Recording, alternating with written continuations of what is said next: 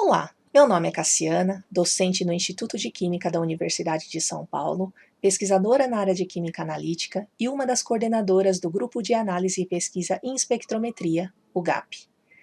Dando continuidade à série de aulas sobre métodos de absorção molecular na região do VEVIS, hoje vou iniciar a discussão sobre instrumentação, destacando as diferenças entre um sistema de feixe simples e feixe duplo.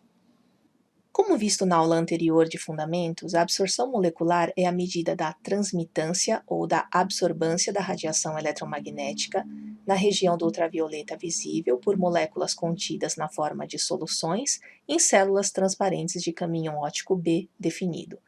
Nesse contexto, como deveria ser a instrumentação para viabilizar a análise quantitativa? Em um raciocínio lógico, podemos dizer inicialmente que precisaremos de um suporte, na verdade uma cubeta com caminho óptico definido para acomodar a amostra. Uma vez que os analitos dessa solução vão absorver a radiação, precisaremos de uma fonte de radiação. Tendo a radiação incidente, assim como a radiação não absorvida ou transmitida, essa precisa ser mensurada e para isso precisaremos de um detector. A fonte de radiação comumente empregada em UV-Vis e que veremos com mais detalhes numa outra aula é a fonte contínua, ou seja, uma fonte que emite radiação em vários comprimentos de onda, nesse caso mais especificamente na região do ultravioleta e do visível. Sabemos que o detector não é capaz de distinguir essas radiações de diferentes comprimentos de onda. A única forma de fazê-los é isolar a radiação que nos interessa para realizar a medida quantitativa.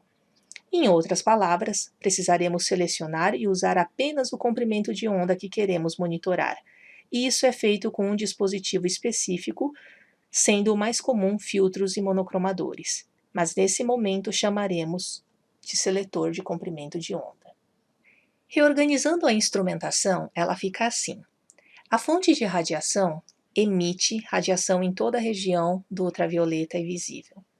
Essa radiação passa pelo seletor de comprimento de onda, que então separa essas radiações e deixa passar apenas a radiação selecionada. No nosso exemplo, a radiação na região do verde. Temos agora o I0, a radiação incidente, que ao passar pela amostra contida numa cubeta de caminho óptico definido, tem parte da sua radiação absorvida. A parte da radiação que não foi absorvida, o IT, segue então para o detector. Mas como garantir que a atenuação da radiação de I0 para IT seja somente devido à absorção pelo analito e não por outros fatores?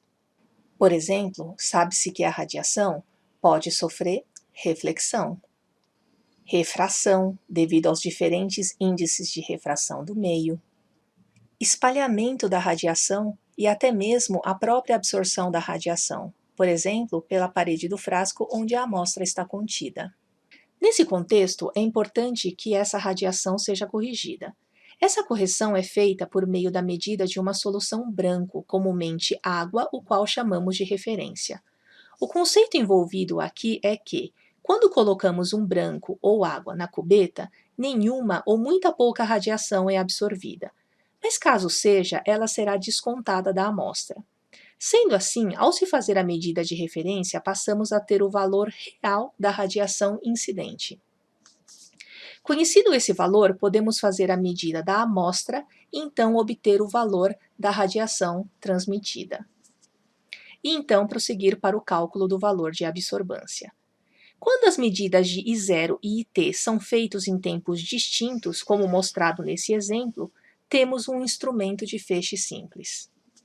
A vantagem desse tipo de instrumentação é sua simplicidade. Entretanto, destaca-se como uma grande desvantagem o fato de as medidas de intensidade incidente e transmitida serem feitas em tempos distintos, fato que pode levar a erro nas medidas devido às flutuações dos sinais.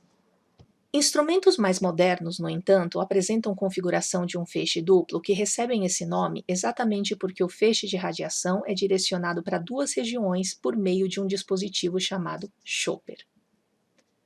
O chopper nada mais é do que um pequeno disco que possui partes vazadas e espelhadas que ficam girando numa velocidade muito alta.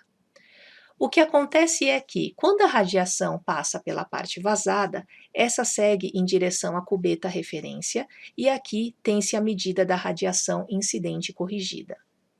Mas quando a radiação bate no espelho, essa é direcionada para esse outro espelho e a radiação passa pela amostra, de forma que agora temos a radiação transmitida.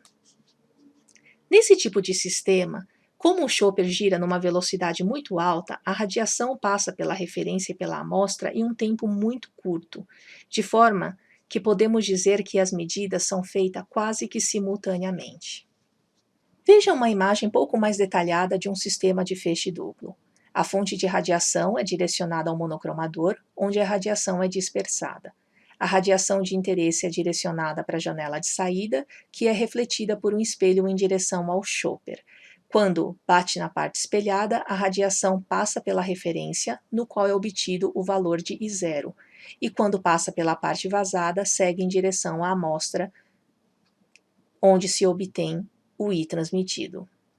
Assim encerro a aula de hoje e novamente agradeço ao professor Dr. Fábio Rocha, um dos melhores professores que eu conheço e que me inspirou a preparar essa aula. Continue conosco nas próximas aulas, vamos discutir um pouco mais os outros componentes da instrumentação em espectrometria ou VEVIS. Aproveito para convidá-los a nos seguir nesse canal e nos contatar pelo Facebook, caso queiram saber um pouco mais sobre a pesquisa desenvolvida pelo grupo. Um super abraço a todos vocês e até a próxima!